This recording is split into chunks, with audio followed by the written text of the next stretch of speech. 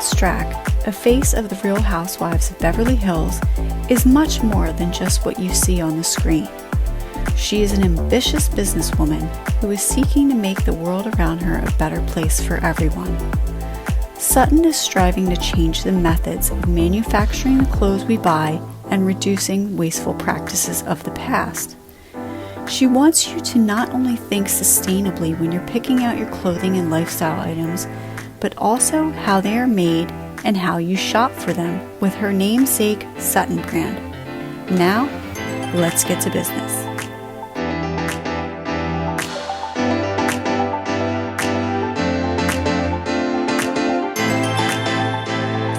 Hello everyone, I am your host Tatiana Ryan, and today I have with me, you know her from the Real Housewives of Beverly Hills, but she is on her way with a big brand herself, Sutton Brands.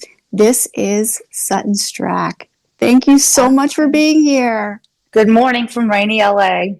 Yeah, but it's green there. It's white here and snowy. Oh, well, that's nice. That sounds better because it's really wet and gross here. So we're not used to it. People go crazy on the roads when it rains in LA. Well, people go crazy on the roads over here on the East Coast in the snow, and everybody's like going a little nuts, being stir crazy too from sitting inside. So we're going to give them something to listen to. Okay. Sutton, I cannot thank you enough for being here and talking to everyone about your big brand. You've been doing so much on the show itself, but let's get into yourself and deviate away from that because you've got so much going on. You just had a party in New York City. We're going to get to that. But we want to know a little bit about growing up, how you made some decisions, because you grew up in the South. You're a Southern girl from Augusta, Georgia. Yeah. And then you made the decision to go up to New York City and then eventually to California. Making those decisions, how did you come to know that going to California was where you wanted to be? I didn't make the decision to move to California. My ex-husband made that decision for our family. And so I had been to one wedding once in Palo Alto in California. So when we moved here, I knew nothing about it. I didn't know exactly what I was getting into, and lived 4 years in Orange County in Laguna Beach, and decided to move to Los Angeles. I'm just more of a city girl. So then moved to LA. Now, you have a background in dance. You started out in dance. You were dancing in New York City before everything. Once you moved to LA, you got involved with doing a lot of trustees and being the board members of the American Ballet Theater, Public School Arts in Los Angeles, the Museum of Contemporary Art. How did being on these boards structure you with the way you wanted to be in business? Well, I think because I transitioned from being a dancer to working in fundraising for a dance company. When I moved to LA, I missed that work environment because I had 3 children. So the best way for me to sort of work was to join these boards and to use my development fundraising brain for nonprofits that I loved. So I think when I opened my store, I had no idea what I was doing, but at least I knew how to make an agenda. I did know how to do that and try to stick to it. And so, budgets and things like that came very easily for me. I was always in charge of my own fundraising budget and did that for years. I think just working with boards and also working with other people on the board that are major business people, you learn from them rather quickly. So it sort of prepped me a little for business world, my own business world. That's interesting you say that about having the store and not really having experience, because we've had a couple other brands on here talking about the same thing and taking your interests and making it a business and learning as you go. Was there a lot of that? Oh my gosh, yes. There was so much of that. I hired a a store director that was really adept in managing stores and stuff, but still I have to make the decision. I did the buying. We learned about marketing and what was working, what wasn't working. So it was a big learning curve. And about 4 months after we opened, pandemic hit and we had to close. So it was a big step back for all of us. And I had 4 employees at the store with me, and I kept them on during pandemic, and I just didn't think it was fair to bring these people on and then all of a sudden just let them go, even though we didn't have a store. So that's when we developed our website, which we didn't have before. So it was just like all this incremental learning that happened. And the pandemic being closed for months gave us an opportunity to really hone in on what we needed to do as a business and what was working, what wasn't working. It was wild. The pandemic had really affected so many people in business, especially because you guys all had to jump from, having one game plan to another. Yeah, I think I watched a lot of business people figure it out during pandemic. I had a friend that she's a caterer in Augusta, Georgia, and big catering business. Well, that came to a big halting stop. So she opened up a little, you drive by and pick up your dinner to go. And that's how she survived. And so for us, we could do our website. We got it up really fast so we could sell online. And that's kind of how we could make, payroll. Now, learning that, when did you start taking interest with environmental issues and seeing the green landscape blooming? Right. Well, I was on the council for Oceana, which is they're like a Save the Ocean. They do a lot of legislation to stop breaking down the barrier reefs and a lot of fishing laws, the shark finning, all of that. And so I had been on that board or council for years and kind of developed this deep love for the ocean. I've always been an environmentalist and very conscientious of things that were going around me. And I was buying for the store in a thoughtful way. I was trying to buy local, and I was trying to keep things what I thought was sustainable. I quickly learned was not. Eco-friendly would be more correct in terms. And so this was something that came really natural to me. I met my business partner and he said, "You're not sustainable. You might be eco-friendly, but you're not sustainable." And so then he said, "I'm going to show you something." And I learned about the underbelly of the fashion world and what really goes on. I had no idea. I don't know how I missed this, but I had no idea that brands burn and destroy product that hasn't been sold, their excess inventory, they burn it. And that's so bad for the environment. So I went through another learning curve, and I love turning 50 because it's the best thing. I thought my 40s were great. I opened my store when I was 46, 45. And so my 40s were good. And then my 50s became even better because I had more to learn and more to grow. And I think that's so important for women in business. You can start out whenever. Don't be afraid of your age and getting into something new, because you can always learn and you can always grow and you can always build. You like the challenges and you like the opportunities, obviously. When the Real Housewives opportunity came to you, was there a part of you that said, maybe I shouldn't do this? Or you were definitely like, let's do it? No, I think I was definitely hesitant. I had watched the show, but I wasn't like a big fan. So I didn't know all of the goings on with it. When I got the application, I was like, they want to see pictures of my house. I didn't really understand that was all a part of this. And so I was a bit hesitant, but I was divorced and really at a crossroads with myself. Like, I didn't have to work, but I wanted to do something. And my children were getting older, and I was watching my friends who were becoming empty nesters. And I thought, I can't do that. I can't sit still. So I thought, it's going to be fun. It's a challenge. I liked the production company and felt really comfortable. And so I was like, okay, let's try it out. And so here we are 5 years later. You just had a huge event in New York City on February 5th for Sutton Brand, right? Right. You had a really big Western theme to it also.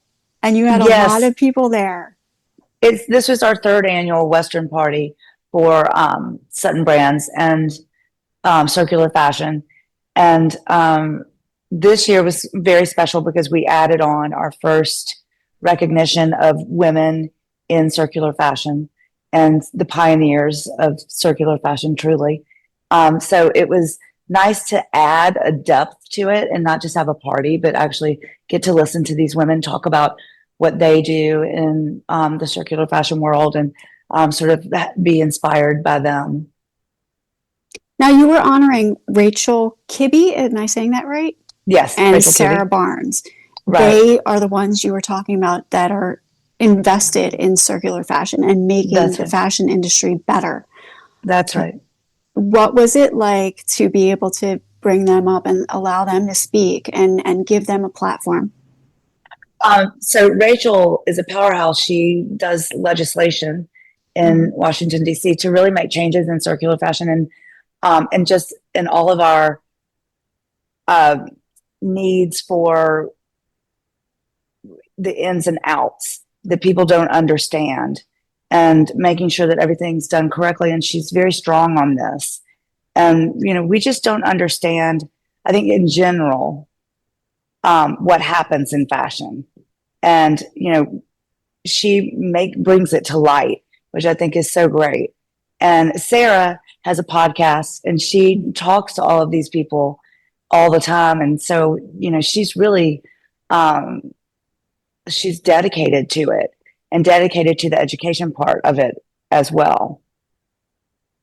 Now, I just had somebody from the show Yellowstone on, and some of their topics have taken on like some of the fashion and stuff like that.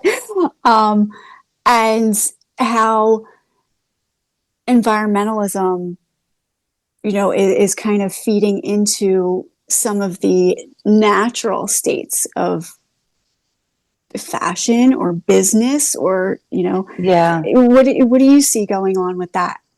Well, I think that fashion is finally catching up to the environment and becoming aware that as you grow as a business in fashion, you have to be a part of this. You have to. One, it's your responsibility, and two, it's the smartest way to do business. I think Yellowstone is a great example. I loved that show, and the fashion is so great in that show. But also, I remember at the end, just the love of the land and kind of the keeping it as it is so heartfelt. And people love that. But people also need to understand that you have to be careful what you buy as a consumer in order to keep our land healthy and whole. That's great, because you're not only walking the walk with Western fashion and your own brand, Sutton Brand, but you dabble in horses also. You have a dressage horse, don't you? Yes, I have Santos, and I was going to go see him today, but it's raining. So it's, he'll just be sitting in his apartment, I like to call it, in his barn stall. But I got Santos a couple of years ago. I've always wanted a horse. My grandparents are from Texas, so I grew up on horses and kind of never rode after they passed, and just with my kids and stuff. So it was sort of a dream of mine to get my own horse. So I got Santos, and I wanted to learn the art of dressage. I've only ever ridden Western. So I thought this could be interesting to be in an English saddle. I've never been in one before. And ballet comes from dressage. That's the original form, like of ballet. It came from dressage. So I've always wanted to learn the art of dressage, and it's very difficult. You don't just get to ride. You have to think and learn and use your body in a different way. So he's the darling of a horse, and he's a baby. He's only 6. He just turned 6. And it's so funny how you get a connection with a horse, and he sees me coming. And I think because I wear the same perfume over and over, he can smell me, and he nods into me. Now he really trusts me, and he's learning as much as I am.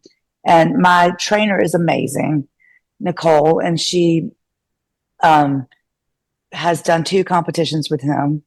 And so we're trying to get him up the ladder of the dressage competition. I can't do it. I'm not that good. I mean, I don't know what I'm doing, but she's really great. So it's fun to watch him. His first competition, he was kind of a mess. He still came in second, but this time he just had his second competition in December, and he was so calm and like he's growing as a competition horse. So we're going to keep doing that more and more. That's great to hear. Yeah, and dressage is so much fun. It really is. It's so much fun, and it's so fun to watch it. I took my son with me, and we watched a bunch of horses and in different categories, and to see them. And one, it was really great because one had to have a call where to go and what to do. So then you can see exactly, like, you go to this letter in the ring and then do this turn and then walk backwards. And so you understand what they're doing. It's kind of fun when they do the calls out loud. You're supposed to memorize them, but I guess they must have just jumped into the competition. But so my son got it, and we had the best time. And I think Snoot, he did the Olympics for dressage with Martha Stewart, and it was so funny. And my son James and I was like, we could do the Olympics next time for dressage. We were really funny. We had lots of commentary going on, the 2 of us. You should definitely do it. You should. Yeah. It's a lot of fun. And going to the bigger competitions, I don't know if you've ever been down in Wellington, Florida. I'm dying to go to Wellington. Yes, I want to go so badly. Yeah. They just had, I think it was Vanilla Ice, a horse named Vanilla Ice did a dressage to, I think it was Vanilla Ice. That is amazing. Yeah, so it was just, it's such a good time. They have so much fun, and they're like, the fashion's awesome too. Everybody's dressed up. It's a good time. Ready to go. So you definitely have to check that out. Definitely have to. I just became an ambassador for Royal Equestrian. Yes. So they've sent me a bunch of things, and Santos wore like his purple gear, and my trainer like matched him, and she looked so pretty. And it's just like such a smart look, even for the horses. It's like the horses are dressed, and so it's so cool to see. Does that get you excited to see companies like Royal Equestrian they're in Macy's? They're just so available now that equestrian fashion is just everywhere. Yeah, and it's really good looking items that they put together, and people actually like the riding pants that don't ride. I mean, they look good on you. They're almost better. They're like better than a yoga pant, and they have a little bit more style. And then like all the gilet, and it's just before the blazer. Your practice gear is also really nice too, and all the colors are great. So it's been fun learning that aspect.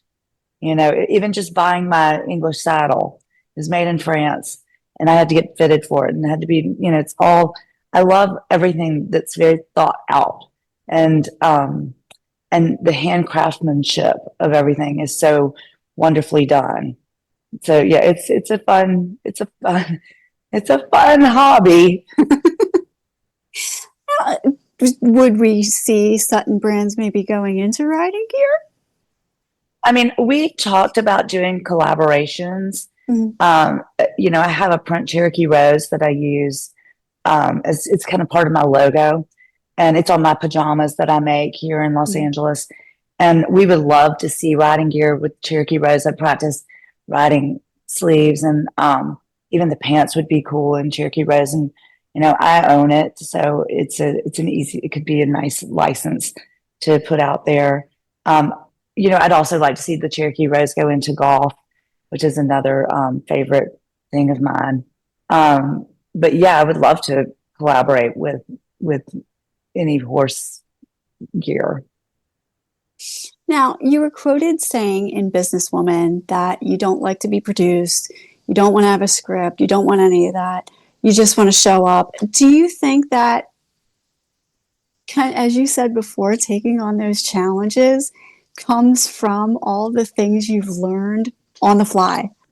Um, I think because I was a dancer and I was told what to do, you learn your choreography, then you perform it. Then I became a choreographer, and I really liked the role of a choreographer because I was setting ballets on others. So with this, it's reality, it's free. There are no rules or limits. And I think producers can be, they can push a little bit, and I push back. And it's like writing in that way. So there has to be a nice dance between like me and the producer, because you can't tell me what to say. If I don't know about it, if I don't know the topic, if I don't know what happened that day in the Daily Mail or whatever, I can't talk about it. It doesn't make sense for me. So I think just that freedom for me is nice. It also gets me into a lot of trouble. Do you think it connects you? Do you think it connects you more to a fan base also because you're being like really you?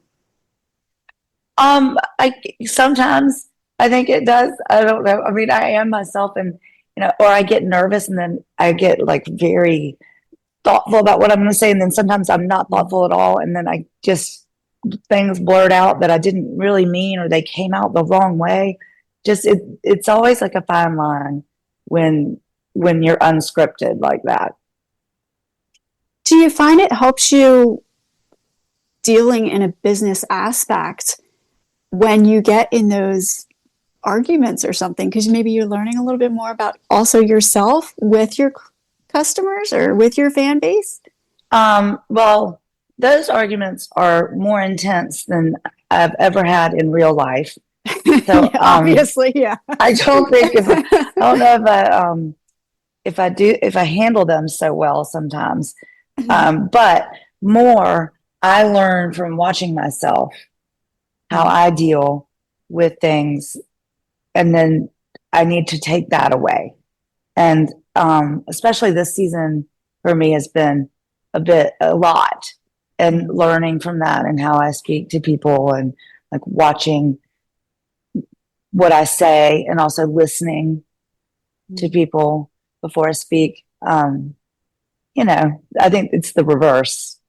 You recently launched Sutton Green Label with Sutton Brands and Sutton Concepts. You do the affiliation with Royal Equestrian. You're revolutionizing the way people shop for everything right now. And as you said, you kind of learned that on the fly during COVID. Yeah, I mean, I think during COVID, that's when we started to see a lot of online shopping. That's when it really boosted up because people couldn't go to stores. So what I tell my daughter is not fast fashion, smart fashion. And to really think about what you're buying, to buy something that's going to last. Don't buy something that you're just going to throw away, because all of these items end up in the landfill. And so you have to be very cognizant of what you're purchasing. And if I could do anything for fashion, if I can do anything for the environment, I think that's it. That's the focus. So when you're creating for Sutton Brands, are you kind of staying away from the trendy stuff that's like you just said, we're going to use it for a season and buy. Well, I think Sutton Brands is unique is because we use excess inventory and excess returns and take those items and we remanufacture it with a label on it, whether it's Cynthia Bailey's label for the sheets or my Sutton Green label for clothes, athletic wear, sheets, whatever I've done so far, my capsule collections. So I don't design, I don't have to design. Mm-hmm. I do design I like to partake in the design of our merch with like name them and all of that stuff. That's fun. But the only thing that I've really designed are my pajamas and my cashmere sweaters and my t-shirts, and which is good. And I can stay in that realm. Sutton Brands and Sutton Green Label is more important to me because I get to curate these capsules, choose what I like. The remanufacturing goes to Houston. Everything goes out of Houston, and educate people that you can buy this knowing that it's not going into the landfill instead, because that's where those things would have ended up. Mm-hmm. And so for me, I don't have to pay attention to so much if it's trendy or whatever it is. It's just if I like it and if it fits into the capsule collection, if it's good looking and it's going to work with this capsule, then I put it in there. So there's a freedom in that, and also a creativity in putting a capsule together. Mm-hmm. And what made you use cashmere? I'm wearing my cashmere right now. It's gorgeous. Thank you. And I love cashmere. I live in cashmere. Mm. And especially in California, it's chilly. I mean, it's sometimes in the summer we get some hot days, but a lot of the times we wake up and it's 65 degrees, which is kind of chilly. And I like to put a sweater on and move about my day. And then you can layer it with the t-shirt, take it off. I like cashmere, and this cashmere comes from Italy. We ship over the spools, we yarn, we do everything here in LA, and we cut sew and here in LA. So it's been a cool experience for me to learn that as well. But cashmere lasts a long time. If you take care of it and it's good quality cashmere, you can buy it and it can last. I mean, it can last for 20 years. And I lived in London for a while, and I learned a lot from the English. They do not waste. They really hate waste. And you will meet people that will have on sweaters that they've had for 30 years. And they love their sweaters. Even if there's a little darning that's going on, doesn't matter. It's still good looking. They look kind of chic like that. And so I learned a lot from them and the English way of fashion and holding on to things. I think that's why, like, our men's jackets or non-binary jackets, they're all made to last. And so we're just doing different things with them, throwing patches on them, just making them a bit more modern. And I love that. I think it's a modern approach to fashion while being conscientious of what's happening in our environment. Now, you just said that things are actually made here in the USA. All of your products are? Mine are. My black label, yes. Okay, so they're made in Houston or they're made in LA, correct? My black label is made in Los Angeles. Uh-huh. And so that's my cashmere, my pajamas, and my t-shirts. The Sutton Green label we remanufacture in Houston, yeah. Oh, that's so great to hear, because everybody's on the Made in the USA bandwagon also. I have been on that bandwagon for a long time. Mm-hmm. When you go to downtown LA and see all of the factories, they're empty and they have all of this machinery just waiting to be used. Yeah. It's important I'd like to see people working and making money here in the United States.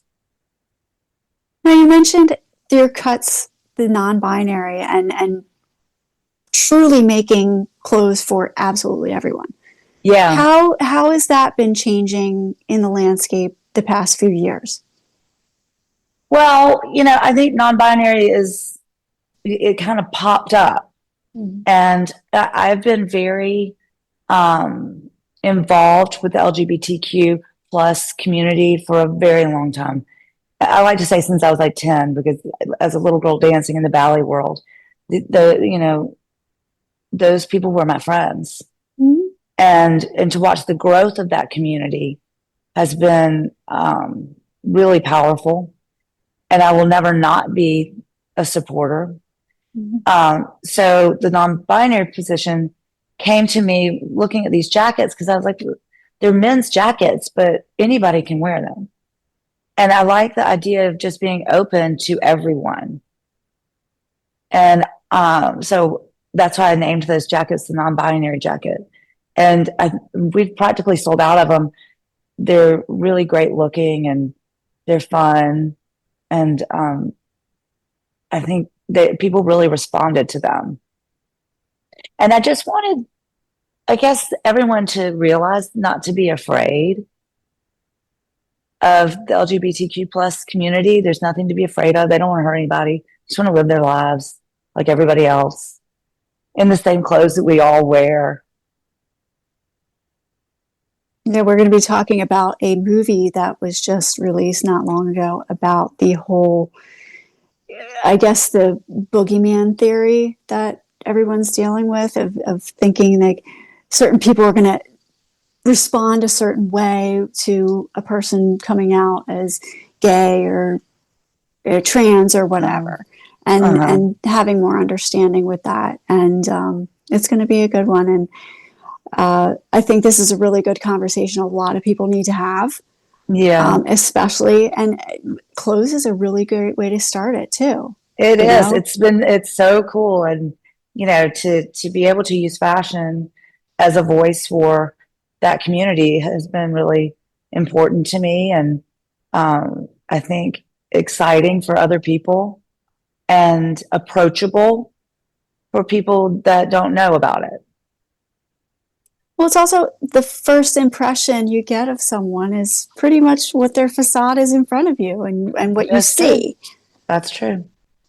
So, That's very what true. is your message to everyone out there with not only Sutton Brands, but what they're going to see this season and whatever you're going to have in the future? Well, this season has been a doozy. So Don't give us any hints. I don't want to get. I'm not going to give you any hints. I won't give you any hints. The only thing I will tell you coming up is we do get to see a fashion show from Sutton Brands with my Sutton Green label. So that's kind of fun. I was like, I don't want to do that. I don't want to do that. And finally I said, okay, I'll do it. And again, I've never produced a fashion show. So learning how to do that and what all that entails, hiring models and styling them and getting the set and having the audience come was a big feat for me. And having press there that's there to talk about Sutton Green label and not the Housewives was amazing. And that night we were put in Women's Wear Daily and Vogue came. And so that's really exciting that we have been able to reach out to fashion and to be, I think, respected in the fashion world as the first sustainable clothing line that's out there. And to become a leader in circular fashion and a leader in sustainability in fashion is really great for me. And it's something that I believe in and something that I want to do and I want to continue to do. So with or without Housewives, this is, a passion for me.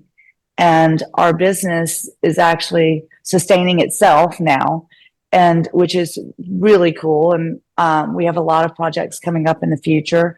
We hope that we are going to be working with a lot more people and just getting the name out there and growing. Now, you had at your party, as we said, it was a Western theme. And it seems like you love to take people and put them on your platform. You had Wes Nixon Band from Houston, Texas playing there. Yes. And when you set that scene, as you just said, you did this whole fashion show and you had to pick everything out. When you're picking out those little details of who you want to play the music and who you want to do the set design and stuff, what goes through Sutton's head when you're doing that? Panic is what's going through my head. Complete and utter panic. Wes has done this with us for 3 years now. Okay. So I can't imagine not doing it with him. Mm-hmm. He puts on a really great show, great music. I just adore him. Mm-hmm. And people love his music. Mm-hmm. So it's been fun to watch everybody that has come to our event for the past 3 years. They look forward to seeing him and his band. Mm-hmm. So that's cool. And so then, like with the fashion show and figuring out the colors of what was going to happen, and the music was crazy daunting. And Cody Jinks did a special thing for me, kind of an ode to my mother. And Cody couldn't be there that night. I wanted him to be there, and he was going to, but he had one night off and he wanted to go see his family. So I was like, I guess I'll let you do that, Cody. So he made a video for me, and we did that, and we put a big video together of all of the looks from the night and put it on the big. It's really beautiful what we put together, but it's team effort, and I have such creative people surrounding me, and then to also have Evolution, the production company for Bravo, from this season work with me. I mean, that's just amazing, and have their talent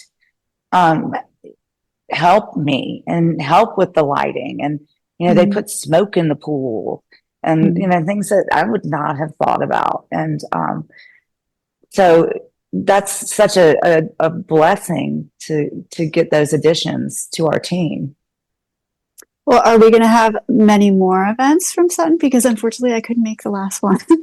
Well, hopefully, we're going to do it next year. I mean, we like to do this annually, and now that we've started our kind of honoring these women, pioneers of circular fashion, we'll honor 2 more next year, and really push to get this forward and charge the effort. And it's all about saving our environment at the end of the day. Do you see a lot of change happening within fashion right now? Yeah, I mean, I think designers now are going back into their archives and pulling those things out. I'm close with Dolce and Gabbana. They are bringing their archives out and putting them back on the racks. I think Gucci is doing that as well. Gucci, I've bought a few things from Gucci that were runway pieces that didn't get manufactured. And so they're selling them, which is great, instead of just sitting there or destroying them. That somebody might want to buy it, even though you didn't have buyers buy it. One person might want to buy that. You made it. It's beautiful. So I've been watching a lot of people, the designers are getting into this. They have to. Ralph Lauren is getting into it. They have a lot of, and also kind of cutting down all of your inventory, because they make so much and then don't sell it. So there's a lot of that goes on. It's changing. What is your feeling now with a lot of the vintage stores also? Yeah. Well, I've been shopping vintage since I was in high school, I think. It was called the Goodwill. But that was my vintage store. Hey, you can find good things there. Yeah, you sure can. Listen, my son just went to a Valentine's party last week, and he and his friends went to the Goodwill to go shopping because they needed to wear pink. Mm-hmm. So I was like, oh, I'm spreading the word. But, I'm good friends with Cameron Silver. And Decades, I've been shopping at Decades for 2 decades now. And I think he's a leader in vintage. And I love vintage. I collect vintage. And I collect couture. And those things are very special pieces in my wardrobe that aren't going to go anywhere. And I say shop vintage. It's great. You can find things and people shouldn't be afraid of it. Shrimpton Couture is a great vintage website, and I love her. And coming up on the show, I'm wearing, we had to wear caftans to a party. And so I went to Shrimpton Couture to look for a caftan because I wanted to wear a vintage caftan. And I found the most beautiful one. And I love her site and I love her passion for vintage because it keeps things circular. Mm-hmm. And you can also mess with it. If you find something in a vintage store, cut it off. If it's too, something from the 50s, make it more modern. Play with it. That's what I did in the 80s. Just cut things off and mess them up. Well, what advice do you give the younger generation who's like up against all of these standards too, especially on online and everything now too? You're a big focus on that. What do you say to the kids? Like, somebody's making fun of me in school because I don't have the right book bag or I don't have the right jeans, I mean, look, everybody has that. And really, I think that's when you have to delve deep into who you are as a person and don't let the physicality of things mess with your mind too much. And I always believe in fashion should be your statement about who you are. And it doesn't have to be all logos. It should reflect who you are and let your creativity shine in what you wear. That's the cool part of fashion. That's what fashion is. Mm-hmm. It's not just taking something off the rack and putting it on your body head to toe. That's boring. Be creative with it and be confident in your creativity. Now, the conversation's starting too. If somebody's wearing something else, it can start a conversation, spark a friendship. Yeah. I would hope so. If something's interesting and you think it's interesting to say that, I love that jacket. Where'd you get that? And they could say, well, you know what? This is a jacket from 1970 that we painted on or whatever you did to it. It's a fun way to talk. You get to know someone that way. Exactly. Well, I have taken up so much of your time already, and I thank you so much for being here. Thank you. My name is Tatiana Ryan. This is Sutton Stracke. Sutton, thank you so much for being here. Thank you, Tatiana.